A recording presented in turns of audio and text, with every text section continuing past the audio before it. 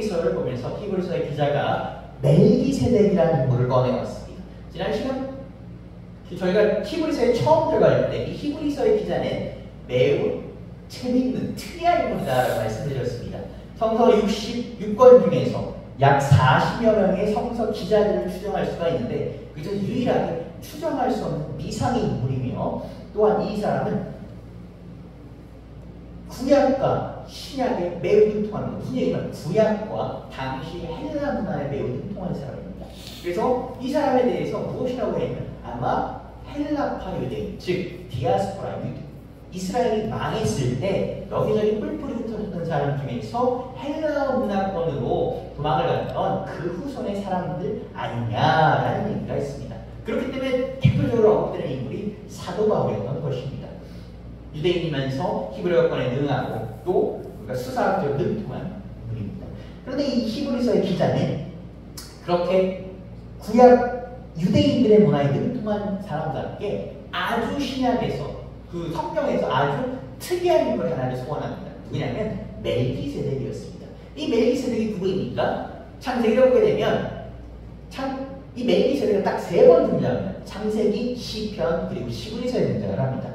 창세기에서 아브라함이 조카 롯을 위하여 이방 민족들과 싸워서 그 이방 민족 내부족을 쳐부수고 돌아가는 길에 많은 노획물을 했는데 저 멀리서 어떤 왕이 나타납니다. 그 왕은 누구냐면 살렘의 왕이에요. 그러니까 지금으로 말하면 예루살렘의 이전 지면입니다. 예루살렘 이전 살렘의 왕이요. 하나님께서 모세를 통해서 그 이스라엘 백성을 건지시고 그들을 하여금 일부를 레위 지파 아론의 자손을 제사장으로 삼기 이전부터 하나님의 대제사장이다 라고 일컬음받는 아주 특이한 인물 멜기세덱이 등장합니다. 그 멜기세덱이 아브라함을 위해서 어떻게 합니까? 축복합니다. 빵과 우리가 포도주를 갖고 축복합니다. 보통 그 당시에 축복을 할 때는 동물을 갖고 동물을 죽여서 드렸는데요. 빵과 포도주. 지난 시간 말씀드린 신약에 예수님이 빵과 포도주를 축사하신 모습과 비슷하게 빵과 포도주를 가지고 아브라함을 축복합니다. 그러니까 아브라함이 그 감사의 의미로 10분의 1을 드렸는데 그것이 무엇이다? 원래 11조의 기본이다 라고 이렇게 말씀을 드렸습니다.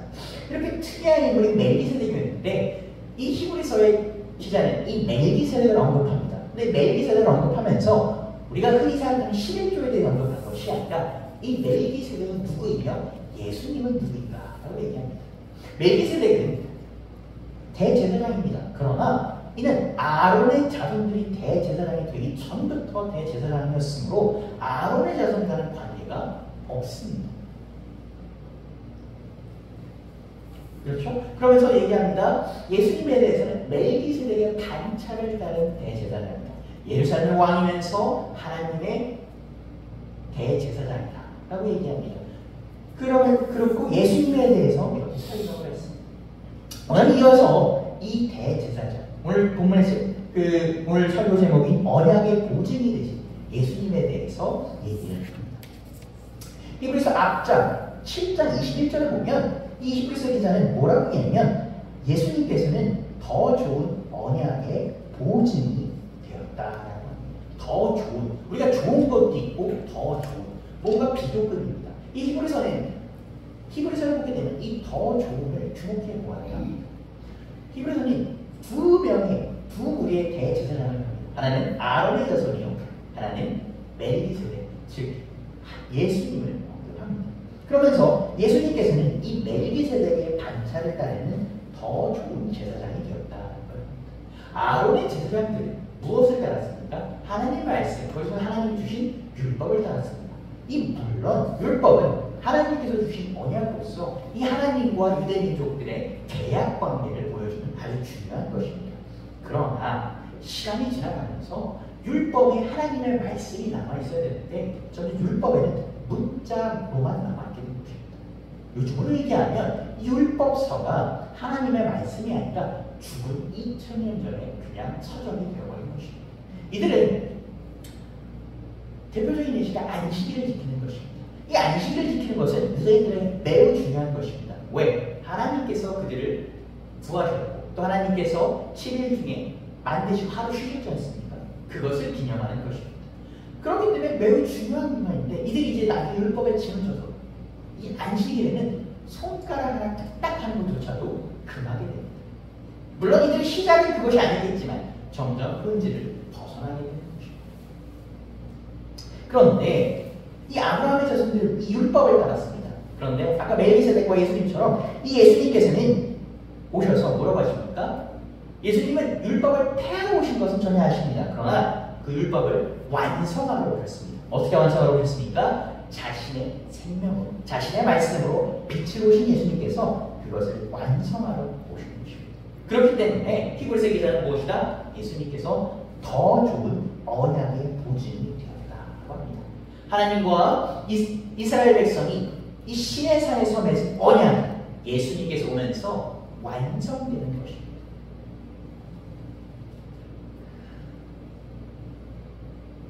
제가 그 어떤 청년이 저한테 이 청년이 굉장히 아주 신앙이 깊고요.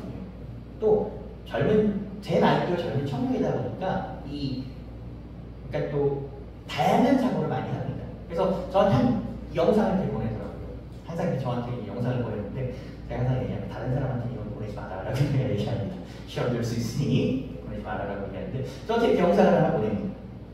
그 영상을 보낸 것 중에 제가 평상시에는 안 봅니다. 그 영상을. 근데 그 영상을 딱 봤는데 오늘날 현대의 예수 그리스도가 어떤 의미로 다가올 수 있는가 라고 합니다. 그 많은 영상을 요약을 하자면 우리가 아까 말씀드린 것처럼 이 성경책은 무슨 하나님의 말씀입니다. 그러나 우리가 이 하나님의 말씀이라는 이것을 생각하지 못하고 그냥 믿는다면 이것은 어떻게 됩니까? 2000년 전의 텍스트입니다. 그러나 우리가 예수님께서 오셔서 이 텍스트의 생명을 드러내실 때 그것은 무엇이 됩니까? 오늘도 우리에게 다가오는 메시지인 것입니다. 율법을 떠나서 무엇입니까? 그것이 생명이 왔을 때 우리의 하나님의 말씀으로 다가오는 것입니다. 하나님께서 우리에게 하신 약속이 되는 것입니다. 그 약속이 오늘도 우리와 이어지는 것입니다. 하나님께서 뭐라고 하십니까? 너가 이걸 지킬 때 너가 나의 백성이 되리라는 것입니다. 내가 거룩하니 너가 거룩하다고 하십니다. 오늘 그 말씀은 이스라엘 백성뿐만 아니라 우리에게도 유용합니다. 오늘도 우리에게도 지켜지는 말씀입니다. 오늘도 성전을 세우신 여러분, 주님 안에서 주님의 말씀대로 사십시오. 주님의 백성으로 사십시오. 주님께서 그 언약을, 약속을 지켜 이루실 것입니다. 아멘. 그래서 7장 23절을 읽도록 하겠습니다. 제사장들은 그들의 수요가 많은 것을 죽음으로 말미암아 항상 잊지 못함이로되 아론의 자손이 제사장이 된 이후부터 기원전 70여 년이었고 지원 70여 년까지 몇 명의 대제사장이 있었냐 한다면 그 당시 1세기 혹은 2세기를 살았던 요세푸스라는 사람이, 이 사람은 유대 학자입니다. 유대교 역사를 연구한 학자인데 이 사람이 굉장히 오늘날 우리에게 성서에 자세히 적혀있지 않은 부분까지도 많이 이렇게 기록을 남겨서 오늘날 우리가 그 기독교 신학 발전에 많이 기여를 한 사람입니다. 그 사람이 이렇게 얘기하는데 그때까지 총 83명의 대제사장이 있었다고 합니다. 우리가 83명이라는 숫자 자체는 많지 않을 수 있지만 그 밑에 제사장들까지 합하면 우리가 꽤 그래도 많은 숫자가 있었다는 것을 알 수 있습니다. 그 이유는 당연합니다. 사람은 죽기 때문입니다. 심지어 제사장들은 우리가 성소에 들어갈 때 그들 스스로를 정결하게 하지 못한다면 그들이 먼저 하나님으로부터 죽음을 당하였습니다. 27절에 보면 우리가 나와 있죠. 저 제사장들이 먼저 자기 죄를 비하. 우리가 똑같은 죄인의 몸이기 때문에 하나님 앞에 나가는 제사장들이 정결하게 하고 나아갑니다. 그 정결하게 하지 못한다면 자기가 먼저 하나님으로부터 정죄함을 받기 때문에 이 백성들을 위하여 제사를 지낼 수 없었습니다. 이 제사장들이 계속 죽어나갔습니다. 그렇기 때문에 이 제사장 사건이 다음으로 이어지게 됩니다. 훌륭한 제사장들도 있었습니다. 우리가 생각하는 사무엘 같은 사람도 있었지만 그렇지 못한 사람들, 엘리야의 아들도 있었고 또 아론의 두 아들 역시 우리가 옳지 못한 제사장이었습니다. 그렇기 때문에 그들은 하나님으로부터 벌을 받았고 정죄되었습니다. 그러는 가운데 우리가 하나님의 율법이 그 본질이 없어지고 껍데기 실체만 남기는 경우가 많이 있었습니다. 우리가 성경을 보게 되면 그런 것을 우리가 마주할 수 있습니다. 그것은 우리가 무엇입니까? 우리가 인간이 피조물이기 때문에 유한하기 때문인 것입니다. 우리가 무한하게 있지 못하기 때문에 것입니다. 어쩌면 이것은 우리 피조물인 우리에게 한계입니다. 유한하다는 것, 영원하지 않다는 것입니다. 성경을 보게 되면 세례 요한 이제 감옥에 갇혀서 헤롯 대왕의 잔치 때 헤롯 대왕이 자신의 동생의 아내를 뺏은 때문에 헤롯 대왕을 비판했는데 그 헤롯 대왕의 수양딸 어떻습니까? 헤롯 대왕의 뒷부에 춤을 추고 나서 무엇을 너에게 줄까라고 했을 때 뭐라고 합니까? 저 세례 요한의 목을 주십시오 했습니다. 아이러니하게 헤롯은 자기 나라에 반을 주는 것은 별로 아까워하지 않았는데 사실 세례 요한의 목을 치는 것은 조금 겁내했습니다. 왜? 이 세례 요한은 그 당시 유대인들의 많은 인기 끌고 있는 사람이었기 때문에 겁내했습니다. 있을 때 어떻습니까? 뱉은 말이 있으니 이제 세례 요한이 감옥에 갇혀서 목이 잘릴 날을 기다리는데 이 세례 요한이 제자들을 예수님께 보냅니다. 그러면서 묻습니다. 당신이 정말 그 마지막 날에 올 그분입니까? 세례 요한은 어떤 사람입니까? 이 사람은 사실 대제사장이 되어야 될 사람입니다. 이 대제사장이 되어야 할 사람이 하나님으로부터 계시를 받아 이 세례 요한의 어머니와 마리아는 서로 친척 관계입니다. 그래서 예수님 오기 전에 예수님을 앞나를 예비한 사람입니다. 그렇게 자신있게 예비한 사람이 죽음의 앞에 오게 됩니다. 어떻습니까? 정말 그분입니까? 이를 들어서 신학자들이 많은 걸 합니다. 보통 세례 요한은 처음부터 제대로 믿지 못했던 것이다, 뭐하는 것이다 라고 말씀합니다. 그런데 우리가 인간을 생각하면 되게 쉽습니다. 죽음이 무섭기 때문에. 끝이 무섭기 때문입니다. 왜? 우리는 앞날을 알 수 없기 때문입니다. 우리가 인간이 영원히 살고 앞날을 알 수 있다면 그런 순간 무섭지 않습니다. 그런데 우리는 오늘밖에 모르고 오늘도 한치 앞밖에 모르기 때문입니다. 제가 이렇게 설교를 하다가 5초 후에 단상에 쓰러질지 5초 후에 물을 마실지 아무도 모르기 때문입니다. 제가 뭐 제 생각대로 한다고 하나 그것은 제 생각은 사실 아니기 때문입니다. 우리가 이렇게 영원하지 않기 때문에 무한하지 않기 때문에 우리는 끝이기 때문입니다. 그렇기 때문에 우리는 어떻습니까? 이 어제 나와 오늘이 나가 다르고 내일이 나와 오늘 내가 다른 겁니다. 우리가 이렇게 해야지 라고 같은 마음을 먹었더라도 내일은 무너지고 힘들어지게 하는 것입니다. 오늘 우리가 이렇게 즐거운 마음을 먹어야지 긍정적인 마음을 먹어야지 라고 하지만 내일은 그렇지 못할 때가 오고 오늘 우리가 감사하지 하지만 내일은 돌아서면 또 원망할 때가 있는 것입니다. 그것이 우리의 모습입니다. 이어지는 구절을 보게 되면 그런 우리에게 하나님은 누구를 보십니까? 예수 그리스도를 보십니다. 이 예수 그리스도는 인간의 몸으로 오셨지만 어떻게 보면 우리와 정반대입니다.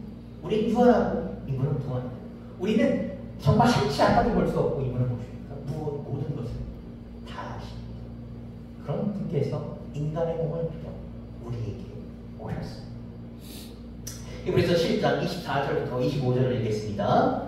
예수는 영원히 계심으로 그 제사장 직분도 갈리지 아니하느니라. 그러므로 자기를 힘입어 하나님께 나아가는 자들을 온전히 구원하실 수 있으니 이는 그가 항상 살아계셔서 그들을 위하여 간구하시니라. 말씀 읽어서 예수님 어떻습니까? 영원하십니다. 항상 살아계십니다. 변하지 않으십니다. 성경을 보게 되면 모세가 하나님께 묻습니다. 당신은 누구십니까? 우리 성경을 보고 뭐라고 합니까? 나는 스스로 있는 자다. 이 스스로 있는 자는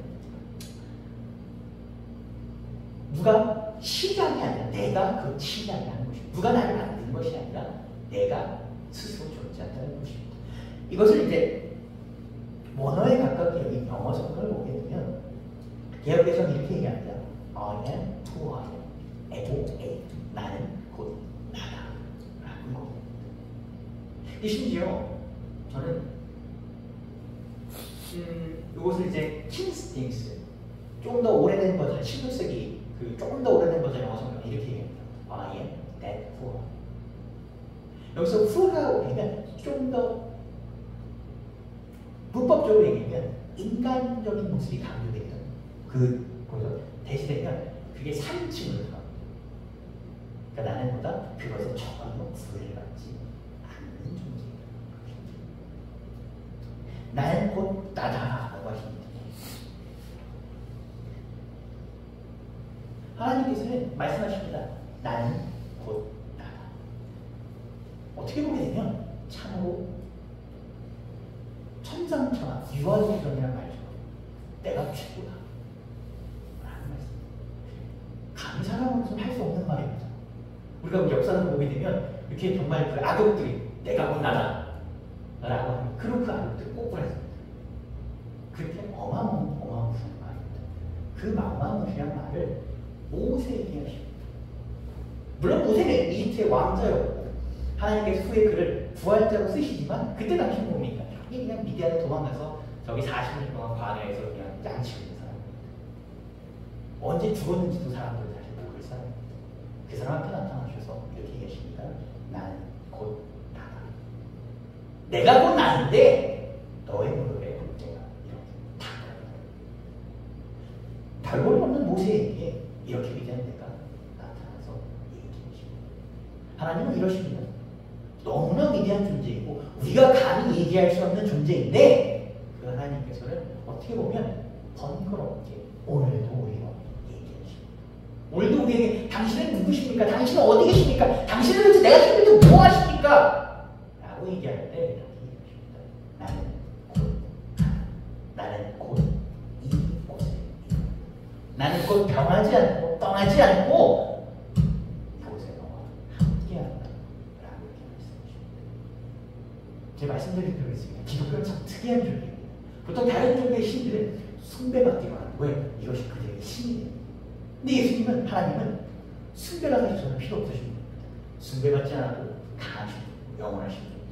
근데 그런 분이 꼭 번거롭게 힘들게 많은 분들 우리에게 와셔서 이렇게 얘기하십니다. 나는 나다. 그리고 나는 이곳에서 너와 이야기하기를 원한다.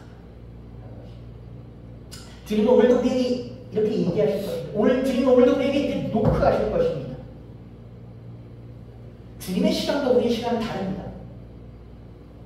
우리는 사실 이해할 수 없습니다. 그런데 그 시간을 뛰어넘어 그 긴 시간을 뛰어넘어 오늘도 우리에게 이렇게 오셔서 노크하십니다. 여러분 그 노크를 들으시길 바랍니다. 여러분 주님께서 오늘도 여러분을 부르시는 것을 들으시길 바랍니다. 신약을 보게 되면 이 영원하신 하나님께서 드디어 어떻게 하십니까? 이 백성들이 도저히 말하는 걸 먹지 않아요. 인간의 몸으로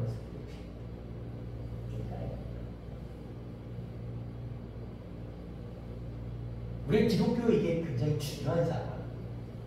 단순히 성육신하는 사건, 예수님께서 십자가에 돌아가셔서 나를 구원하셨다 뿐만 아니라 예수가 인간의 몸으로 오면서 무엇이다? 그 인간의 몸으로 오면서 인간이 겪을 고통과 힘듦을 같이 겪는다.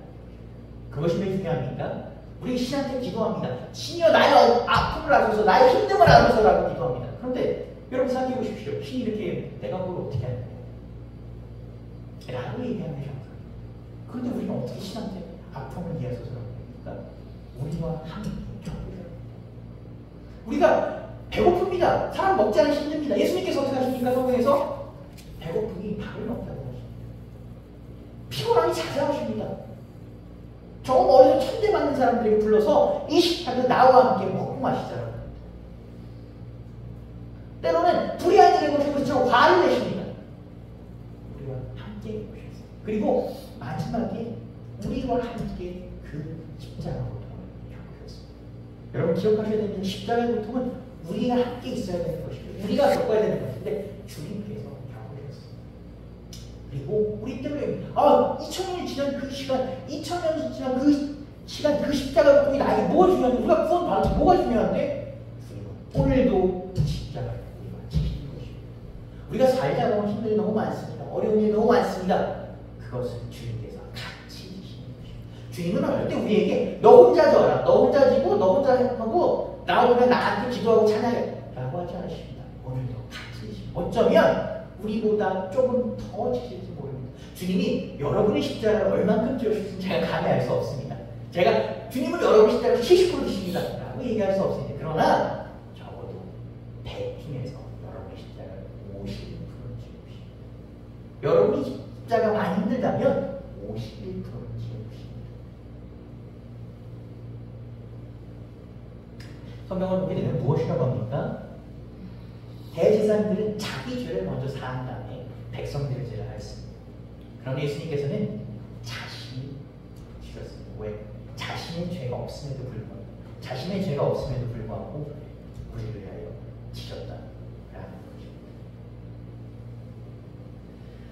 우리 히브리서 기자는 이렇게 또 이해해야 합니다. 이 영원한 현재를 사신 예수님께서 우리를 온전히 구원하셨다.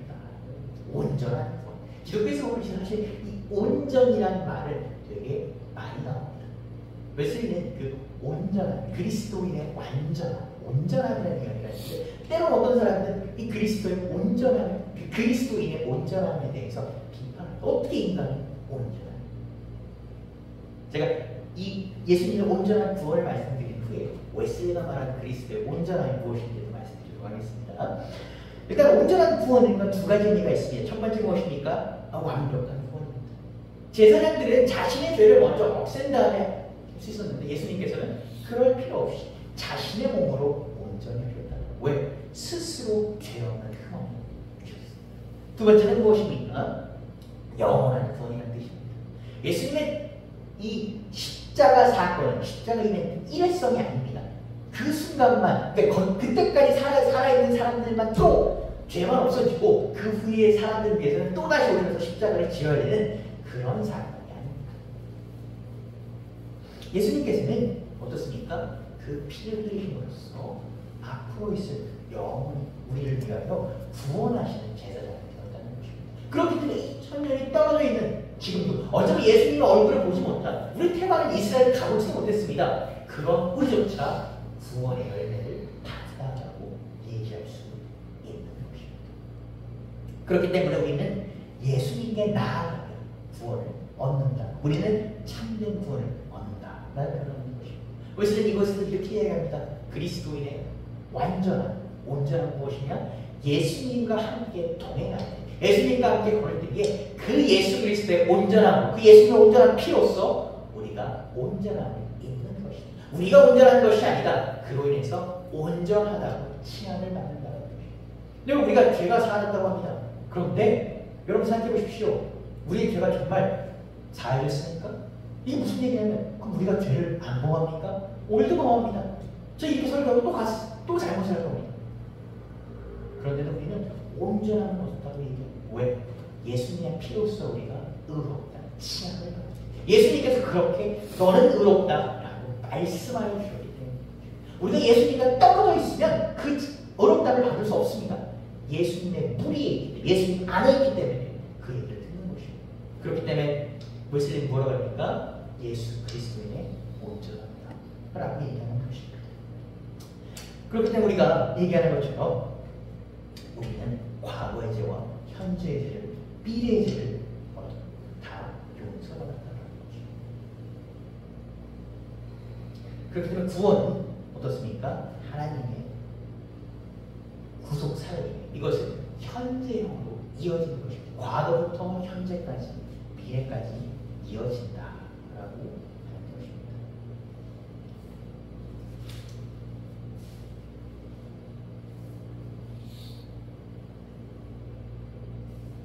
이브리서 기자는 말씀드린 것처럼 더 좋은 중보사역을 감당하기는 예수님이다 라고 얘기합니다.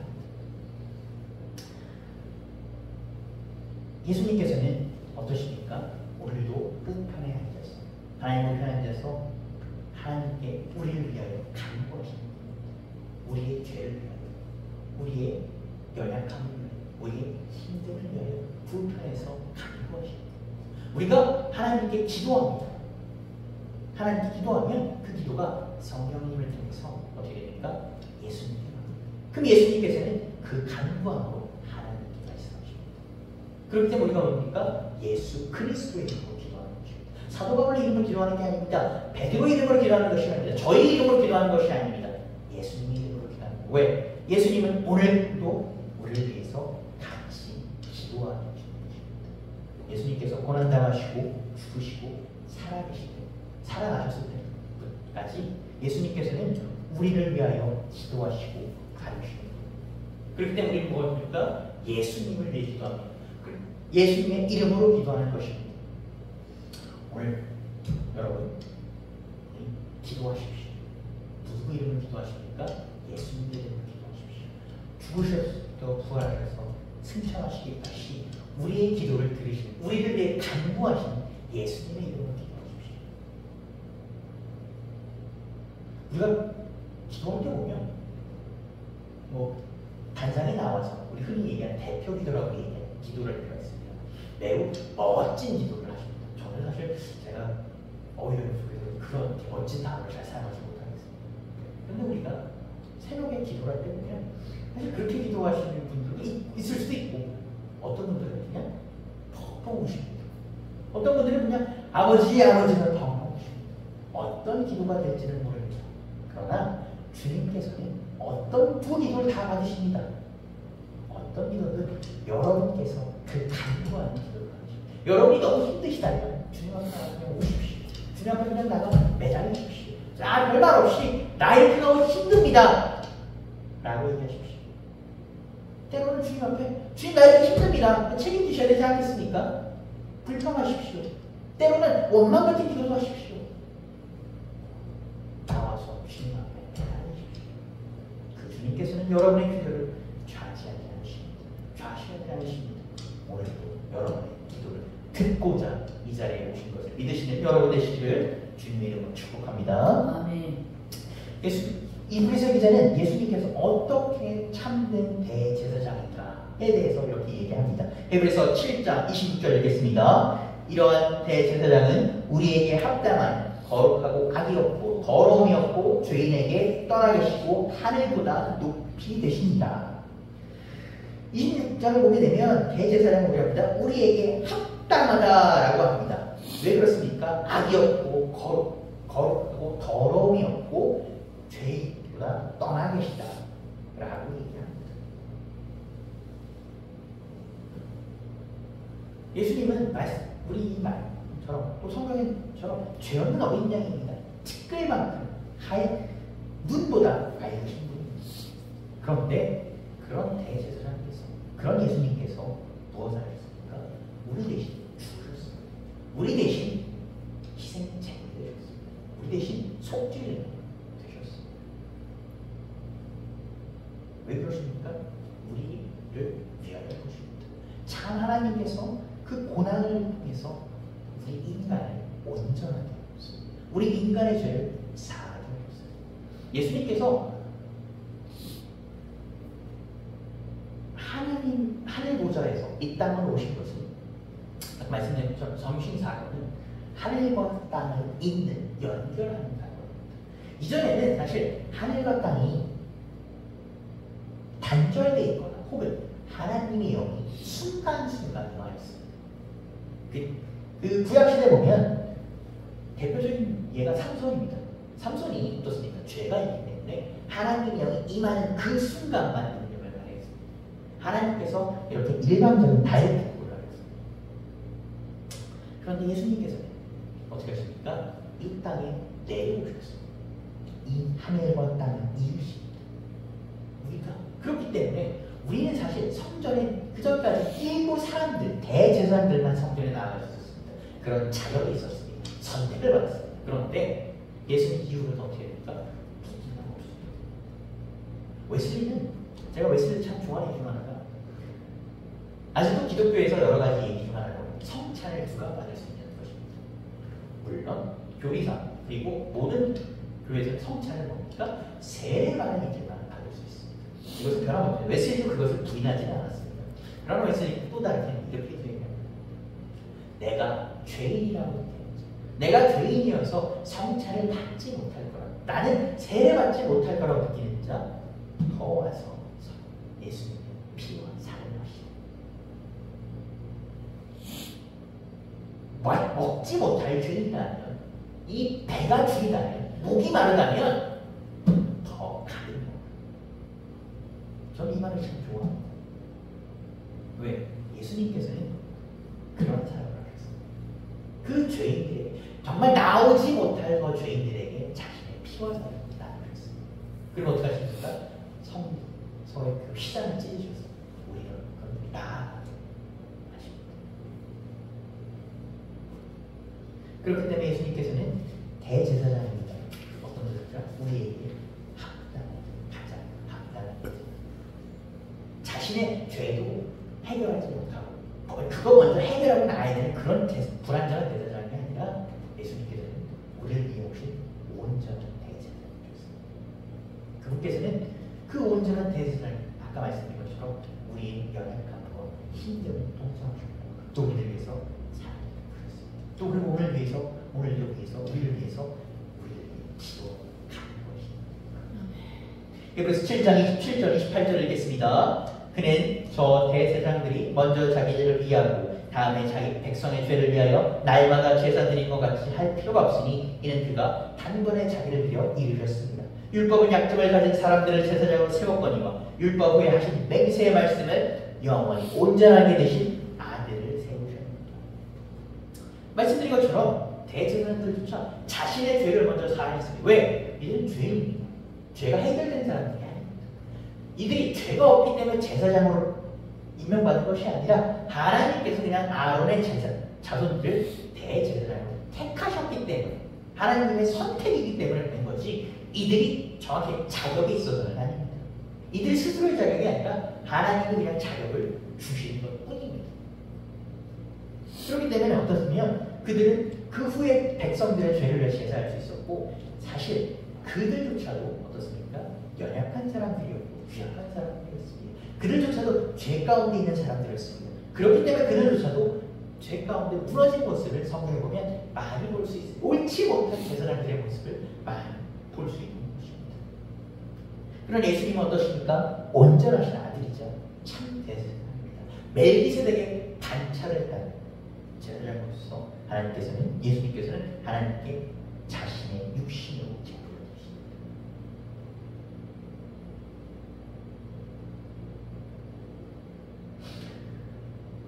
말씀드린 것처럼 율법은 하나님을 바라보게 하고 우리에게 생명을 주는 것이었습니다. 그런데 시간이 지나서 인간이 우리가 그 뜻을 쫓지 못하자 그 안에서 되니까 생명이 없어져 있습니다. 그 없어져가는 생명 속에 하나님께서 예수님을 보내셔서 그 안에 다시 생명을 불어 나오셨습니다. 그 생명의 말씀이 오늘 어떻게 됩니까? 우리한테까지 이루어질 것입니다. 그 생명의 말씀이 우리한테까지 이루어질 것입니다. 예수님께서는 사마리아 여인에게 이렇게 얘기하십니다. 요한복음을 보게 되면 그 사마리아 여인에게 물을 달라 하시는데 사마리아 여인이 얘기합니다. 어찌 나에게 물을 달라. 예수님께서는 또 그 여인에게 이렇게 얘기하십니다. 내 안에 나오는 그 생수를 마시라. 성경을 보게 되면 물과 생수가 나옵니다. 여기서 말하는 물은 물이고 예수님께서 말하는 생수는 살아있는 물을 말합니다. 그렇기 때문에 우리가 번역할 때 그것을 생수라고 하는 것입니다. 살아있는 물은 무엇이겠습니까? 예수님께서 전하시는 그 말씀이고 생명력을 말합니다. 내 안에 나와 있는 그 생명의 물을 먹다. 내 안에 나오는 그 말씀을 먹다. 그것은 너로 하여금 영원히 목마르지 않게 하는 것이고 그 생수에 달려라고 있는 것입니다. 예수님께서는 오늘 그때도 지금도 오늘도 우리에게 생명의 말씀을 전하십니다. 오늘도 우리에게 그 생명의 말씀을 나눠주고자 하십니다. 그리고 그렇기 때문에 여러분을 부르신 것입니다. 여러분에게 그렇기 때문에 오늘도 그것을 나눠주고자 부르신 것입니다. 여러분, 삶 가운데 지치셨습니까? 삶 가운데 굶주리십니까? 삶 가운데 목마르십니까? 더 그 물을 마십시오. 그저 그냥 말할 거 없이 뭔 말이 그렇게 필요해? 사람이 목이 마르고 배고픈데 무슨 말을 그렇게 많이 합니까? 내가 왜 이것을 먹어야 되는지 설명해야 합니까? 그럼 배고픈 게 아닙니다. 배고픈 사람인데 뭐 이렇게 허겁지겁 먹지요. 제가 저희 어머니한테 하는 말이 있어요. 집에 오면 엄마 밥 줘라고 합니다. 그럼 저희 어머니가 저한테 한 번도 그렇게 얘기 안 해요. 왜요 배고프니? 저희 그한테 그렇게 한 번도 얘기하신 적 없습니다. 너 뭐 했다고 밥 먹니? 그렇게 얘기 안 하십니다. 제가 어떤 때는 어머니가 밥 부르는데 참 제가 차려 먹어야 되는데 참 죄송합니다. 부끄러운 얘기. 어머니 밥 줘요라고 얘기합니다. 어머니 바쁜 와중에도 다 내주시면서 밥을 주십니다. 마찬가지입니다. 주님 우리한테 주님 아버지 배고픕니다 라고 얘기할 때 너 왜 배고프니? 너 뭐 했다고 배고프니? 다시 생각해봐 이렇게 얘기해서 하십니다. 그저 와서 마시라고 말씀하십니다. 여러분 와서 그저 마십시오. 와서 그냥 먹으십시오. 무슨 말이 필요하겠습니까? 주님은 언제 어디서나 여러분 기다리십니다. 언제 어디서나 여러분께 나누십니다. 그 주님을 하여 여러분의 굶주림과 여러분의 목마름을 채우시는 여러분 되시기를 주님 안에서 축복받으신 여러분 되시기를 주님의 이름으로 축복합니다. 기도하십시오.